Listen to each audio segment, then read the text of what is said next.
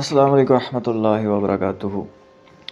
حضور اکرم صلی اللہ علیہ وسلم کی ایک بڑی طویل حدیث ہے جس میں آپ روح کے سفر کے بارے میں بتاتے ہیں کہ جو ہماری سول ہے وہ کیسی جرنی کرے گی۔ آپ صلی اللہ علیہ وسلم فرماتے ہیں کہ جب نیک مومن انسان کی روح نکلنے کا وقت آتا ہے تو آسمان سے فرشتے اترتے ہیں اور جنت سے تابوت آتا ہے اور خوشبو بھی جنت سے آتی ہے، اور پھر ملک الموت اس کے پہلو میں آ کر بیٹھ جاتے ہیں اور فرماتے ہیں، اے نیک اور مطمئن روح باہر آ جا، اللہ کی رحمت اور انعام تیرا انتظار کر رہے ہیں۔ اور وہ روح اتنی آسانی سے نکل آتی ہے، حضور اکرم صلی اللہ علیہ وسلم فرماتے ہیں کہ جیسے جگ سے پانی نکلتا ہے، اور جیسے ہی موت کا فرشتہ جان نکالتا ہے تو سارے فرشتے آگے بڑھتے ہیں کہ ہمیں یہ شرف حاصل ہو کہ اس روح کو ہم لے کر جائیں آسمان تک، اور اس کے جو تابوت ہے اس کو ہم پکڑیں، پروٹوکول کے ساتھ ہم لے کے جائیں اس کو، اور پھر اس شخص کی روح کو آسمان کی طرف لے کر جایا جاتا ہے۔ اور جہاں کہیں سے بھی وہ گزرتے ہیں وہاں کے جو فرشتے ہوتے ہیں، وہ جو گروپ ہوتا ہے فرشتوں کا، انہیں جب وہ خوشبو آتی ہے تو وہ پوچھتے ہیں کہ یہ کس کی روح ہے؟ تو وہ فرشتے فرماتے ہیں کہ یہ فلاں شخص کی روح ہے، اور بڑے خوبصورت خوبصورت نام لیتے ہیں، یہاں تک کہ وہ سب سے نچلے آسمان کے دروازوں تک پہنچ جاتے ہیں اور اس آسمان کے فرشتوں سے اجازت لیتے ہیں کہ وہ دروازے کھولیں۔ تو آسمان کے دروازے کھل جاتے ہیں، اور جس آسمان سے وہ روح گزرتی ہے اس آسمان کے فرشتے اس روح کے ساتھ ساتھ چلتے ہیں، یعنی اس کو پروٹوکول دیتے ہیں جس آسمان سے گزر ہیں، پہلے سے، دوسرے سے، تیسرے سے، چوتھے سے، اور سارے فرشتے پھر اس کو آہستہ آہستہ لے کر اللہ تعالیٰ تک پہنچاتے ہیں، اور پھر اللہ تعالیٰ اس روح سے جنت کا وعدہ فرماتے ہیں، اس روح تک جنت کا وعدہ جو ہے اسے پہنچاتے ہیں، اور پھر اللہ تعالیٰ کہیں گے کہ اس روح کو زمین پر واپس لے جاؤ، کیونکہ میں نے ان کو وہاں سے ہی پیدا کیا اور وہاں ہی یہ لوگ واپس جائیں گے، اور وہاں سے ہی ان لوگوں کو دوبارہ اٹھایا جائے گا قیامت والے دن۔ تو پھر روح نیچے اترتی ہے اور پورے پروٹوکول کے ساتھ، اللہ تعالیٰ کے اعزاز کے ساتھ۔ رسول اللہ صلی اللہ علیہ وسلم فرماتے ہیں کہ برے شخص کے ساتھ کیا ہوتا ہے اور غیر مسلم شخص کے ساتھ، منافق شخص کے ساتھ کیا ہوتا ہے کہ فرشتے جہنم سے تابوت لے کر آتے ہیں، اور موت کا فرشتہ اس کے سامنے آ کر بیٹھتا ہے، ملک الموت اس کے چہرے کے سامنے، اور وہ فرماتے ہیں، اے بدکار اور خبیث روح باہر نکل اللہ کے عذاب اور غضب کی طرف۔ اور وہ روح جو ہے وہ جسم کے اندر چھپنے کی کوشش کرتی ہے، وہ چاہتی ہے کہ ہر مسل اور ہر جو نرو ہے اس کے ساتھ وہ لٹک جائے، کسی طریقے سے باہر نہ نکلے، لیکن ملک الموت اس کو کھینچتے ہیں۔ اور رسول اللہ صلی اللہ علیہ وسلم فرماتے ہیں کہ اس کی مثال ایسے ہے کہ جیسے ایک کانٹے دار شاخ ہوتی ہے اور اس کے گرد آپ نے ایک اون کو ریپ کیا ہوا ہے، اور وہ بھی گیلی اون ہے، تو اس کو جب آپ کھینچتے ہیں تو اس اون کی جو حالت ہوتی ہے، جو چیر پھاڑ ہوتی ہے، ایسے اس کی روح کو اس کے مسلز اور اس کے جسم سے علیحدہ کیا جاتا ہے کہ اس کا انگ انگ ہل جاتا ہے، اور اتنا پینفل ہوتا ہے وہ۔ اور پھر جیسے ہی وہ روح نکلتی ہے تو فرشتے آگے بڑھتے ہیں اور جہنم سے جو تابوت آیا ہوتا ہے اس کے اندر اس کو لپیٹتے ہیں، اور رسول اللہ صلی اللہ علیہ وسلم فرماتے ہیں کہ اس سے انتہائی بری بدبو اور گلنے سڑنے کی بو آ رہی ہوتی ہے، اور جہاں سے بھی وہ گزرتے ہیں تو فرشتوں کا گروہ اس سے پوچھتا ہے کہ یہ کس بدبخت کی روح ہے؟ تو فرشتے اس کو انتہائی برے ناموں سے متعارف کرواتے ہیں کہ یہ فلاں شخص ہے، یہ دنیا میں یہ ظلم کرتا تھا، یہ گناہ کرتا تھا۔ اور پھر فرشتے اسے پہلے آسمان کے دروازے تک لے کر جاتے ہیں، اور آسمان کے جو پہلا آسمان ہے اس کے فرشتوں سے اجازت مانگتے ہیں کہ ہمیں لیٹ اس ان، لیکن جو آسمان کے فرشتے ہیں وہ ان کو اندر نہیں آنے دیتے، ایکسیس ڈینائڈ، وہ ریجیکٹ کر دیتے ہیں، اور اوپر سے آواز آتی ہے اللہ تعالیٰ کی کہ پھینکو اس روح کو سب سے نچلی زمین پر، پھینکو اس روح کو سب سے نچلی زمین پر۔ تو اس روح کو سب سے نیچے پھینکا جاتا ہے، اور انتہائی بےعزتی اور تذلیل کے ساتھ اس کی ٹرانسینڈنس ہوتی ہے، اور پھر وہ قبر تک اس کو پہنچایا جاتا ہے۔ تو اب ہم ذکر کرتے ہیں کہ قبر کے مراحل جو ہیں وہ کیا ہوتے ہیں، اور ہمارا جو نیکسٹ سیکشن ہے آخرہ سیریز کا قبر، اس کو ہم شروع کرتے ہیں۔ حضرت عثمان بن عفان رضی اللہ تعالی عنہ فرماتے ہیں کہ ان کے بارے میں بتایا جاتا ہے کہ وہ جب بھی قبر کو دیکھتے تو وہ رو پڑتے تھے۔ تو ان سے صحابہ نے سوال کیا کہ آپ کو تو دوزخ اور جنت کا بھی نالج ہے، بٹ قبر کے معاملے میں آپ اتنے کیوں سینسٹیو ہیں کہ آپ ہر بار جب بھی دیکھتے ہیں آپ رو پڑتے ہیں؟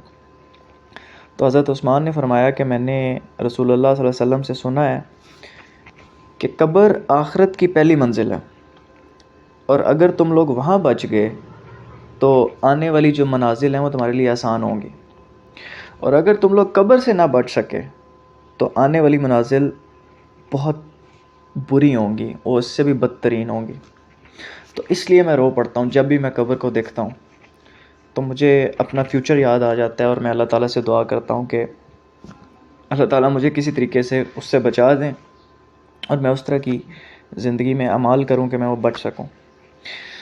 رسول اللہ صلی اللہ علیہ وسلم نے ایک اور حدیث میں فرمایا کہ میں نے جتنی بھی چیزیں آج تک دیکھی ہیں، قبر ان میں سے سب سے بھیانک چیز ہے، اور عن قریب ہم سب کو قبر میں جانا ہے۔ یہ دنیا کی جو شان و شوکت ہے، یہ دنیا کے جو پلاٹ ہیں، یہ جو بنگلے ہیں، یہ جو گاڑیاں ہیں، یہ جو آرام دہ زندگی ہے، کیریئرز ہیں، صوفے ہیں، نیٹ فلکس ہے، سب کو چھوڑ کر ہمیں جانا ہے۔ تو ہمیں اس کی تیاری کرنی ہے، کیونکہ حضور اکرم صلی اللہ علیہ وسلم تو فرما رہے ہیں کہ میں نے آج تک جتنی بھی چیزیں دیکھی ہیں، قبر ان میں سے سب سے بھیانک ہے۔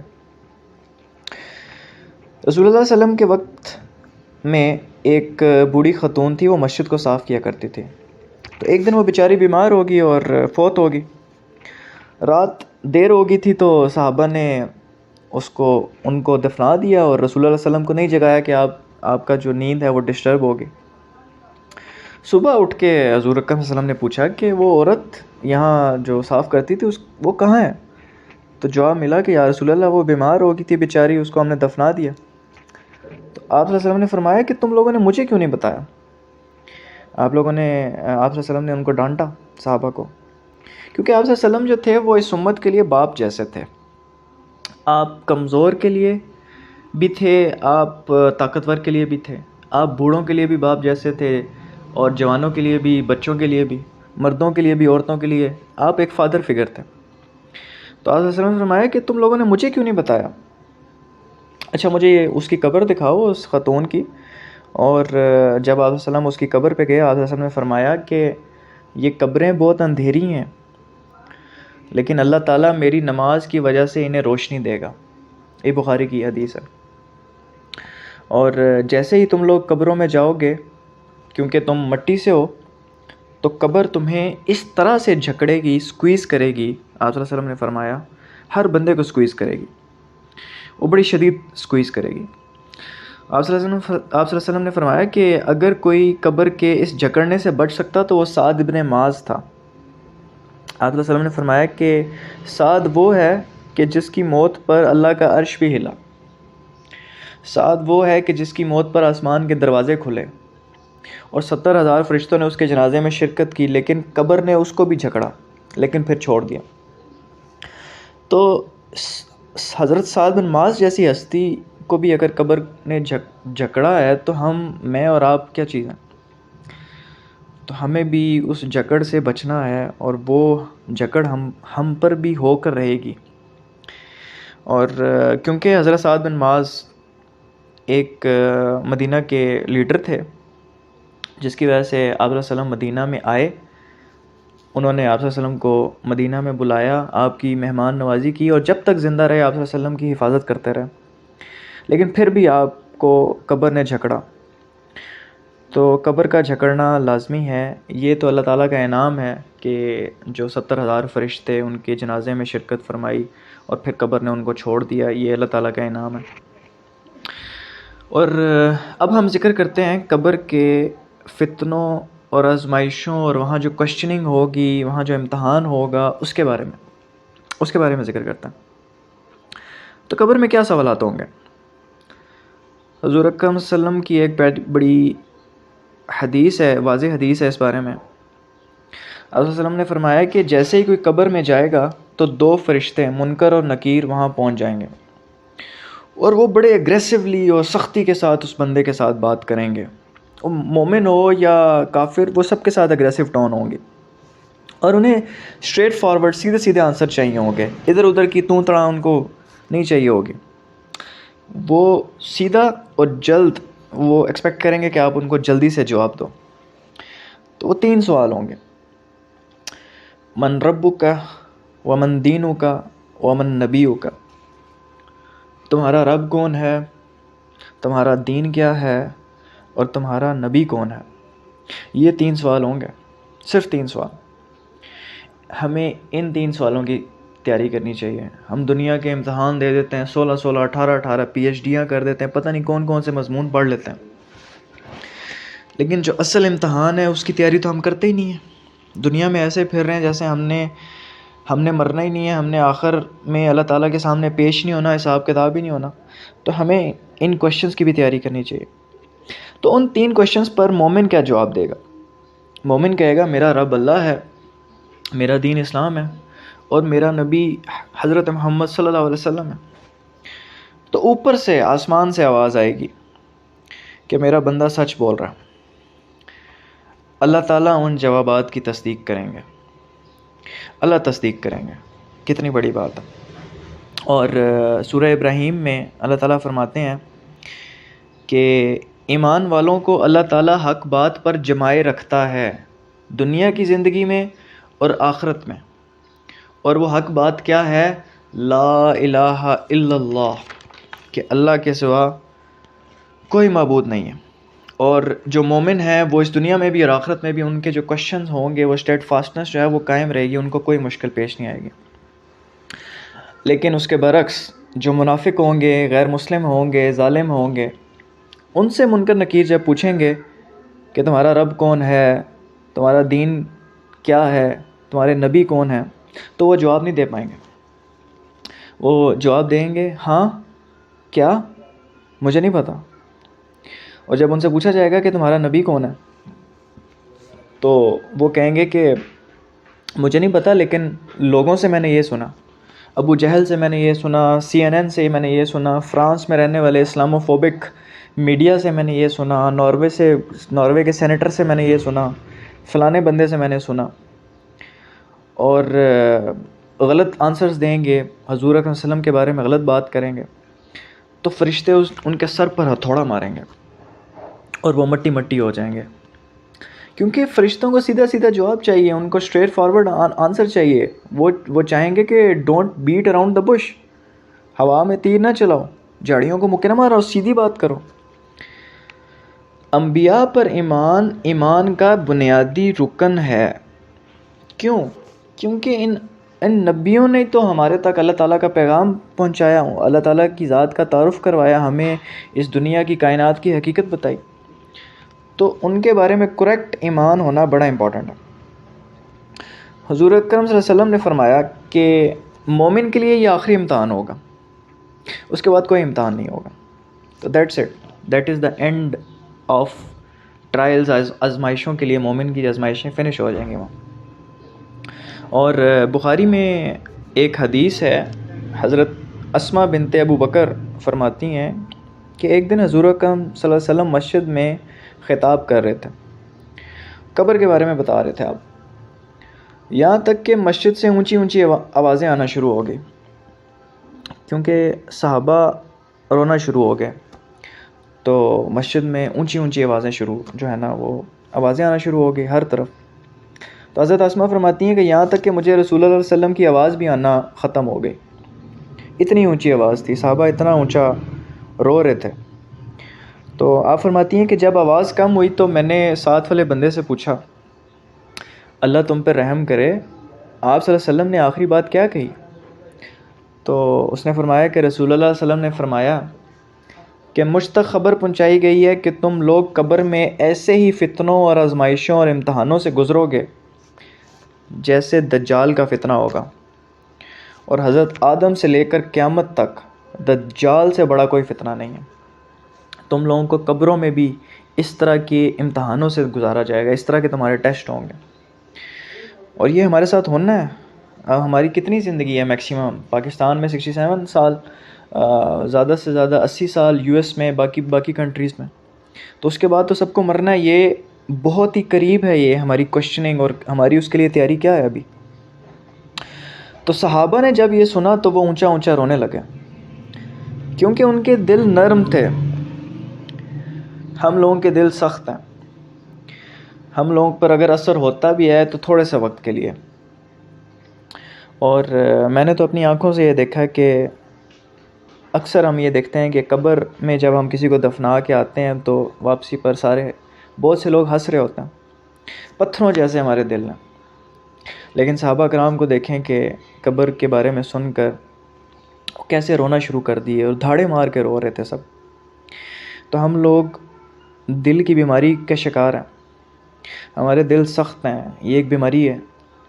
اور دنیاوی بیماریاں جب ہمیں ہوتی ہیں تو ہم اپنا علاج کرواتے ہیں، لیکن جب ہمارا ایمان کی کمزوری کی بیماری ہے، ایمان دل کی سختی کی بیماری ہے، تو اس کے لیے ہم کچھ بھی نہیں کرتے۔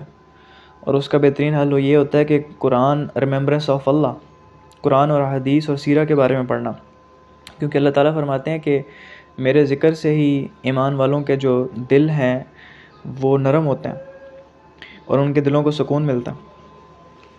تو آپ صلی اللہ علیہ وسلم نے فرمایا کہ تم لوگ قبر کی آزمائشوں سے گزرو گے، اور اگر مجھے یہ ڈر نہ ہوتا کہ تم لوگ مردوں کو دفنانا چھوڑ جاؤ تو میں اللہ سے درخواست کرتا کہ قبروں میں جو چیزیں ہو رہی ہیں، جو احوال ہو رہا ہے مردوں کے ساتھ، اس کی آوازیں تم تک پہنچائیں۔ آپ صلی اللہ علیہ وسلم فرماتے ہیں کہ میں سن سکتا ہوں، لیکن تم لوگوں سے مجھے ڈر ہے کہ اللہ نے اگر تمہیں وہ آوازیں سنا دی تو تم لوگ مردوں کو دفنانا چھوڑ دو گے، تم لوگ ان کو زمین کے نیچے دفناؤ گے نہیں، بس اوپر ہی چھوڑ دو گے۔ تو یہ قبر کے احوال ہوں گے۔ تو اب ہم قبر کے انعامات اور عذاب کے بارے میں ہم بات کرتے ہیں کہ قبر میں کس قسم کے انعامات اور عذاب ہوں گے۔ تو جب مومن ان 3 سوالوں کا جواب دے دیتا ہے، من ربو کا، من دینو کا، من نبیو کا، تو آسمان سے آواز آتی ہے کہ میرا بندہ سچ بول رہا ہے۔ تو اللہ تعالیٰ فرماتے ہیں کہ اس کی قبر کو جنت کے مٹیریل سے سجا دو، اور اس کو جنت کے کپڑے پہناؤ، اور اس کے لیے جنت کا ایک دروازہ کھول دو۔ دنیا میں اس قبر کا ڈائریکٹ کنیکشن ہوگا جنت کے ساتھ، اور اب تو یہ سمجھنا بڑا آسان ہو گیا ہے۔ آج سے 1400 سال پہلے یہ چیز سمجھائی جاتی تو بندہ ویژولائز کرتے ہوئے تھوڑا سا سوچتا کہ بھئی یہ کیسے ہو سکے گا۔ اب تو ہم دیکھ سکتے ہیں کہ دنیا کے ایک کونے سے دوسرے کونے تک ہم کنیکٹ کیسے ہو سکتے ہیں، ہمارے پاس اسکرینیں آ جاتی ہیں، اور آج کل تو ورچوئل ریئلٹیز ہیں، اور موبائل کنیکشنز ہیں، انٹرنیٹ ہے، اسمارٹ فونز ہیں، تو یہ بہت پاسبل ہے کہ جنت کا ڈائریکٹ کنیکشن ہے اس قبر کے ساتھ۔ اور وہ شخص جنت میں اپنی جگہ کو دیکھ پائے گا، وہ جا نہیں سکتا وہاں، لیکن وہ اپنی جگہ کو دیکھ پائے گا۔ اور اس کے بعد ایک انتہائی خوبصورت شخص اس کی قبر میں آئے گا، بہت خوبصورت۔ تو وہ بندہ پوچھے گا کہ تم کون ہو؟ تو وہ کہے گا میں تمہارے اچھے اعمال ہوں، اور میں تمہارے ساتھ رہوں گا، تمہیں کمپنی دوں گا جب تک قیامت کا دن نہیں آتا۔ کتنی بڑی بات ہے کہ انسان وہاں تنہا نہیں ہوگا، اس کے اچھے اعمال وہ بہترین کمپنی میں ہوگا، وہاں خوبصورت ترین انسان کی کمپنی اس کے ساتھ ہوگی۔ اور اس لیے ایک تابعی نے اپنے شاگرد سے پوچھا کہ تم نے 30 سال مجھ سے علم حاصل کیا، تو مجھے یہ بتاؤ کہ تم نے سیکھا کیا؟ تو وہ شاگرد فرماتا ہے کہ میں نے 8 چیزیں سیکھی، اس میں سے ایک چیز یہاں ہم ذکر کرتے ہیں۔ کہتے ہیں کہ ہم دنیا میں بہت سے لوگوں اور چیزوں کو پسند کرتے ہیں، اور بہت سی چیزوں کو تو ہم دنیا میں ہی چھوڑ دیتے ہیں۔ بہت سی چیزیں جو ہیں وہ دنیا کی لائف میں ہی ہم سے چھوٹ جاتی ہیں، بہت سے لوگ ہم سے چھوٹ جاتے ہیں، اور بہت سی لوگ جب ہم فوت ہوں گے تو وہ ہمیں چھوڑ جائیں گے۔ صرف ایک چیز ہے جو ہمارے ساتھ قبر میں جائے گی، اور وہ نیک اعمال ہیں۔ اس لیے میں اپنے نیک اعمال کو سب سے ٹاپ پریورٹی پہ رکھتا ہوں، یہ مجھے سب سے زیادہ عزیز ہیں۔ فیملی، گاڑی، دولت، سب کچھ یہ مجھے عزیز نہیں ہے۔ مجھے ان سب سے زیادہ عزیز کیا ہے؟ مجھے اپنے نیک اعمال پسند ہیں، کیونکہ انہوں نے میرے ساتھ رہنا ہے، وہ میرا سب سے لمبا کمپینین ہوں گے۔ اور پھر رسول اللہ علیہ وسلم فرماتے ہیں کہ اس کی قبر میں 2 کھڑکیاں کھول دی جائیں گی، ایک جنت کی اور ایک دوزخ کی. دوزخ کی کھڑکی اس لیے کھول دی جائے گی تاکہ اس کو بتایا جا سکے کہ یہ وہ جگہ ہے کہ اگر تم مومن نہ ہوتے، اچھے اعمال نہ کرتے، تو یہ وہ جگہ ہے جدھر تم نے ہونا تھا. تو اس کو دیکھ کے بندہ اور بھی زیادہ شکر گزار ہوگا کہ یہ تو اللہ تعالیٰ کا مجھ پہ کتنا بڑا احسان ہے. اور پھر جنت میں اس کی جگہ اس کو دکھائی جائے گی، تو وہ بندہ اتنا خوش ہوگا اور پھر اللہ تعالیٰ سے عرض کرے گا کہ اے اللہ، تو قیامت کا دن جلدی شروع کر تاکہ میں اپنی دولت اور اپنی سلطنت میں جا سکوں اور اپنے خاندان کے پاس جا سکوں.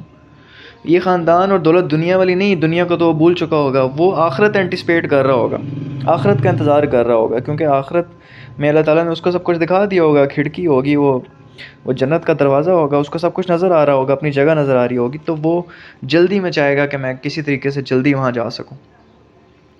اور برے اور منافق اور ظالم اور غیر مسلموں کے ساتھ کیا ہوگا، یہ انشاءاللہ ہم اگلی ایپیسوڈ میں اس کا ذکر کرتے ہیں. السلام علیکم و رحمۃ اللہ وبرکاتہ.